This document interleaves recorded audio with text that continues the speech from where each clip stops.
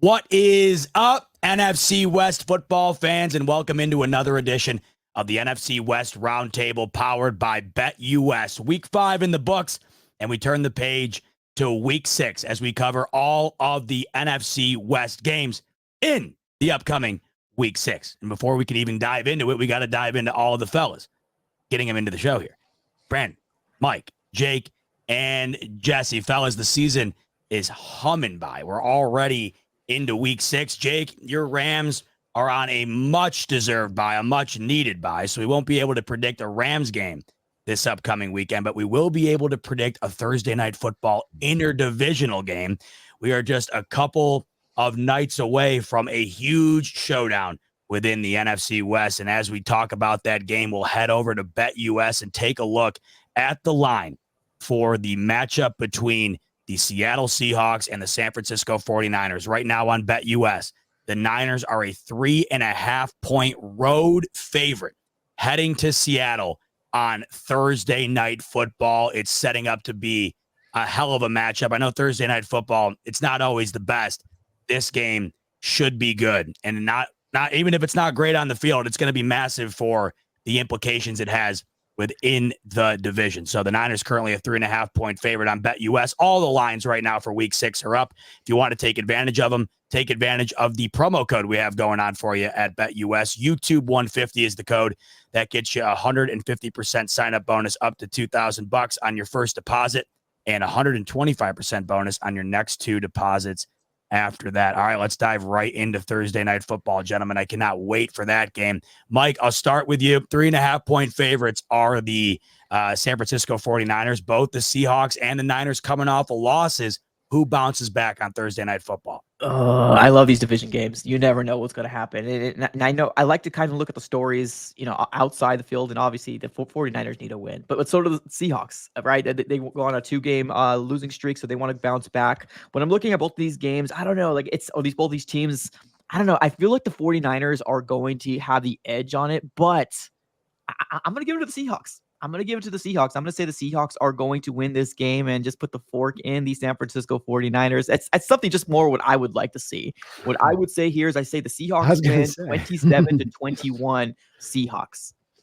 So Seahawks pulling off the W, not because you think it's going to happen, just because you want it to happen. I like that strategy. That's what I like. I wish the NFL was more like that. I probably would enjoy it a little bit more.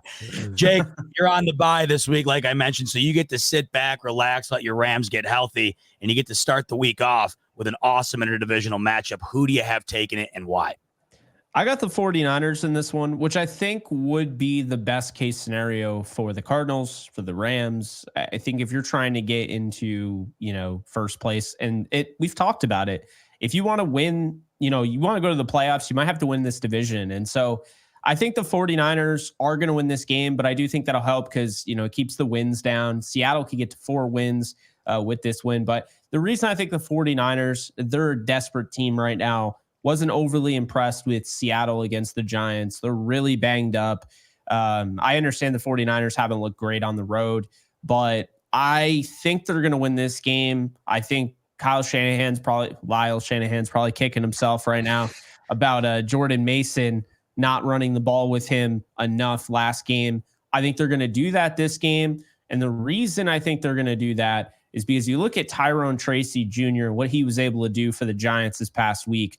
This is because of the injuries that Seattle has inside. This is not sustainable. You won't be able to run against this team at will. But right now, as banged up as they are, I think the 49ers are going to do that. You might even see some Debo. Just kidding. He got paid. They don't do that anymore. But I do think that the 49ers will win this one. I'm going to say they win. Tough one here. I'm going to say 27-23. I think they eke it out on the road on Thursday Night Football. Brandon, I'll start with you here because you are at the top of the division. The showdown between you and Jesse. Your Seahawks currently 3-2. Standing alone at the top of the division. But if the Hawks lose and the Niners win, both at 3-3. So it is a massive game. How do you see it going down? I think a big part of it is who can run the ball better will be where this game is decided, because both teams are going to come into it with it being a point of emphasis for how they want to get this win. The Seahawks are now going to be playing 3 games in 11 days. This is the 11th day, the 3rd game of that stretch, and they're already beat up with just knowing injuries on the head of it. You think about fatigue factor and how tired they must be on the head of that, on top of those 2 conditions going headlong into each other. And it's hard to find how they're going to have the fight to make this thing stand in this game. With the Niners, you got them down right now. You saw with the Cardinals last week, where there's a lot of them pulling the safety down in the box, a lot of kind of 4x4 or 4 down linemen, 4 guys right behind those down linemen to stop the run, where they're really building up to stop the run that way. And then they trust their corners on the outside. So if we can beat those corners on the outside for big plays and still find some running room, they've got a good chance to win it. But unfortunately, I do think that this is one where we're just too short-handed. It's been too many games too soon, and Niners are going to come in this knowing how to attack us. I don't think McDonald's done enough the prior 2 weeks right now to help this defense out. I think something that Lyle Shanahan does very good is when he's got a backup quarterback in there, he will do things to help that backup quarterback and still make it a functional offense. And that's what I was looking for from my team the past couple of weeks was, okay, your starting guy ain't out there. Can you work around that as a smart defensive mind, the equivalent of a smart offensive mind? Haven't seen it the past couple of weeks, and it just doesn't breed a lot of confidence inside of me for this upcoming matchup. I think the Niners win this one. I think they're able to run at us kind of close to will at times, 30-23. Jesse, wow. Brandon's laying down the guard. He thinks the Niners are going to take it. Do you think the Niners are going to take it? I don't like where this is headed. I don't like when the opponent picks the 49ers. Every single behind enemy line show I've done on my channel, the opponent has picked the Niners this year. That has not gone well.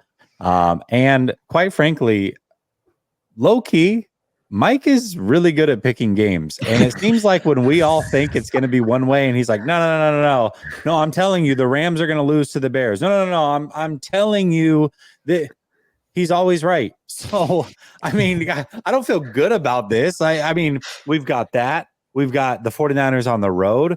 We've got the 49ers blowing leads. We've got the 49ers 0-2 in the division. I really have no reason to pick the San Francisco 49ers in this game, but I'm going to. You know why I'm going to pick them? Because on paper, we've got the 3 best pass rushers potentially out for the Seattle Seahawks. They might be without one of their starting corners, who's not just an ordinary starting corner. He's one of the best corners in the league.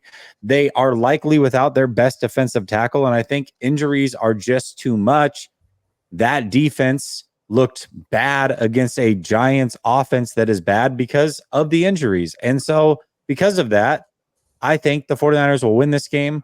I'm going to go 23-17, but I don't feel good about it. We have an interdivisional matchup, as we just touched on. We mentioned Jake's Rams are on a bye, so that means we only have 2 games within the NFC West in week 6, and that second game is low-key one of the better games of the week, and I'm looking forward to this one. 1 p.m. window on Sunday. The Arizona Cardinals travel to Lambeau to take on the Green Bay Packers, and right now, man, Packers are a 5-point favorite at home against the Arizona Cardinals. Last week, the Cardinals were the lone victor in this division, and we know that the Green Bay Packers are coming off a W as well over the LA Rams. I think this is going to be a hell of a matchup. I think you got the Cardinals team that's coming off a big victory. The Packers, I don't know if they look the best against the Rams, but they're coming off of a W, and this could have potential playoff implications down the line as well. So, Brandon, I'll start with you here. Who do you think takes it, the Cardinals or the Packers? I think the Packers are still a team I'm very high on in that division. I think is almost I think I'm with Jesse to agree where he's at with Lions, but think that the Packers are right there in that division with this team being a team is going to push and make some noise as long as their health holds up. I think the Cardinals have shown they're going to stay in the game for the most part, unless it's that buzzsaw like Washington team that they can stand in it. I think that they can do some things in the running game that are going to make it really hard on this Packers front to a degree where that's where you can kind of challenge them to where maybe they're most vulnerable to get after them. And so I think that they're going to be able to make it in line, but I just do think I have a little bit more trust in what the Packers are doing defensively to be able to counter what the Cardinals do. They can do enough to stop the run, to force Kyler to kind of beat them and then take away maybe some of the improvisation. Kyler did enough last week, and he showed he can be dangerous even if you're not out here throwing 350 and 400. He can be dangerous just in spurts if he's got that ground game. It's not that it's got to be him playing MVP level for them to go out and win. They showed that to you, and they stay committed to the run, and they run well. they're going to win this game. It's got to be on the back of that, I think, in a large part. Less of his attempts and more staying on that ground game. Work Benson in as the backup, get him some touches in there, get the other guys in there working with Connor too. But sadly, I think the Packers are starting to get a little bit back to snuff. Love's getting healthier now off that MCL. And I think they're still down there. They're down Christian Watson, I think, still coming into this game with what he's doing. But they got enough receivers on the other side of it that just don't think that the Cardinals are going to have quite enough. Close game. I think it's going to be probably a high-scoring game. So 30-27 or something like that. So I think it'll be close, relatively speaking. But yeah. I mean, interesting one about this is if the Niners get the W over the Seahawks on Thursday and the Cardinals are somehow able to find a way to win this game, 3 teams all at 3-3. So this is a big game, not just for the Cardinals, but for the division as a whole. So Jesse, I'll ask you, who gets it done, the Cardinals or the Packers? Yeah, I tend to agree. I think, Jordan Love's getting healthier each week.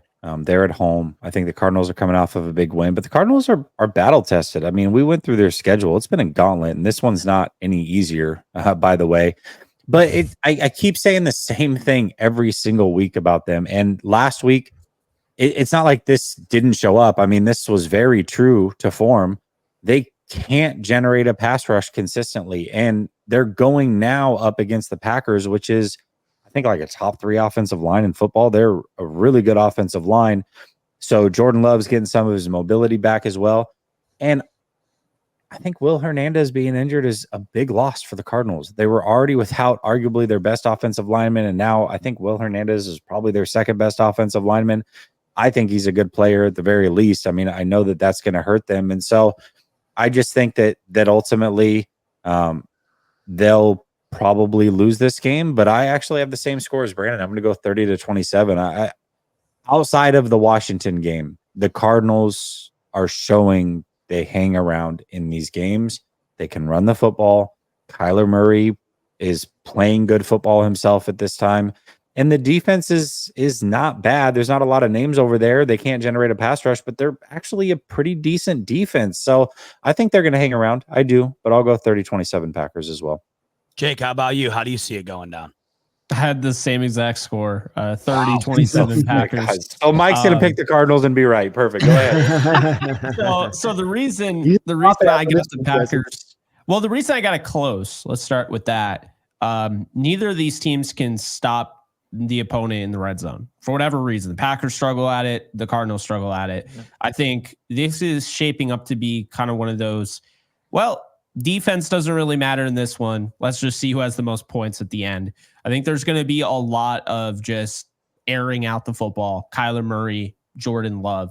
The Cardinals, if they want to win this game, and they have a really good defensive mind in Jonathan Gannon, so I think they can, they're going to have to blitz the hell out of Jordan Love. He has not worked well against the blitz this year. So they're going to have to do that. Jordan Love also, he's getting comfortable, but we saw last week and the week prior, obviously his first game back, he's not fully comfortable. I want to make that clear. So that's an opportunity right now. The Cardinals are getting them at this point in the season where, I know they get a lot of flack for not getting the quarterback. They had 21 pressures on the 49ers. Furthermore, they had 5 from, I'm totally blanking on the guy's name, LJ Collier, former Seahawk. So yeah, really, but Brock Purdy walked into a lot of those. He's holding on to the ball way too long. So if as long as Love doesn't hold on to the ball, he'll be all right. He does hold on to the ball. He does. And he's had some careless decisions. In this one, they might be a little bit healthier too than they were this past week. They might get, I think Watson, did he go on IR? Christian Watson? I don't think he did. I don't think he did. Oh, I don't think he's going to play though. Yeah, I mean, that's up in the air, but Romeo Doubs, who they missed, who was suspended for a game, conduct detrimental to the team. They needed him in that game, so they'll have him, red zone. That'll be huge. Josh Jacobs, running the football. I think that'll be the key, but Arizona also has to keep running the football. We keep talking about that. So I have 30-27. I would not be shocked in the slightest if the Cardinals came out and punched the Packers in the mouth. I don't worry about them on the road. It has nothing to do with that. I just think the Packers are a little bit better, and so I took them in that one. build on Jake's point with that too. What you see with Love, this went back to the Niner game last year on the interception he throws in the conference championship game. Last week, you've got the pressure with your Rams coming in the end zone there, where he will make bad decisions when you get him on the move, especially moving to his right, which is typically where quarterbacks will feel a little bit better about when they're moving to the right and getting those throws off. But he just completely will have some moments where the brain just shuts off. And so I think to Jake's point on that, Mike, light it up this week. You're 10 a.m., you're on the road. Nobody's counting you to win this game. Dial that pressure up because he tandems that as well with being the guy that's one of the bigger quarterbacks in the league at going to his first read. He wants to go and hit that first read he does not want to be go through it. So you get him off the first read, you get some pressure, you make him move, and that's a recipe for them to get an upset. Mike, I sincerely hope you are about to predict the Cardinals to win 30-27. Talk me through how you see this game going down. Well, I was just going to say because I want the Cardinals to win. I'm just kidding. No, well, honestly, the way I see this game come out, I just think that the run game is going to be very important to establish. I looked at the forecast, and of course, we play in the dome, right? In Arizona Cardinals here in Arizona. So we play in a dome. So it says it's going to rain. I'm not 100% sure. Obviously, it's always very fickle. We're Tuesday and it's Sunday. We don't know. But we are the earlier shift. The Cardinals don't have good luck with traveling over to the East Coast, let alone to the, to the north side of the United States and usually get a win. But I don't know. I like this culture with JG.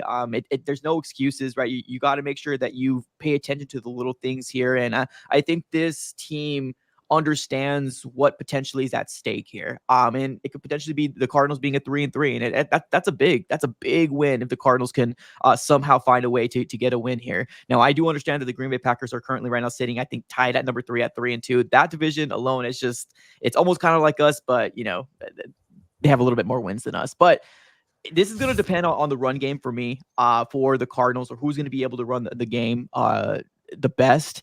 I do have the Cardinals winning. Yeah, no surprise here. I think it's going to be a high-scoring game, but not as high as you guys think. I say 23-17. When I'm looking at basically what the Cardinals defense has done in the last 3 games, we've gotten an interception in every single one of those games. So I think that one thing that's going to be very pivotal, we've talked about this defense is not going to be winning you games, right? They're not going to shut down people. We're going to have people scoring points on us, but we just need one of those 1 or 2 or 3 plays that's going to be the deciding factor for our offense to hopefully take care of business and score points. And I think the defense can do that. We've seen 2 games already out of the 5 that we actually shut out a team that we probably shouldn't have shut out, the Lions and the 49ers. I'm not saying we're going to do that with the Green Bay Packers, but I do have faith in this defense to give us 1 or 2 turnovers in this game to see if we can go ahead and take advantages. So I do have the Cardinals winning. I say 23-17 and then upset again. And I love the fact that you're saying a lot of these Cardinals games are very, very intriguing because it's true. We're potentially seeing a team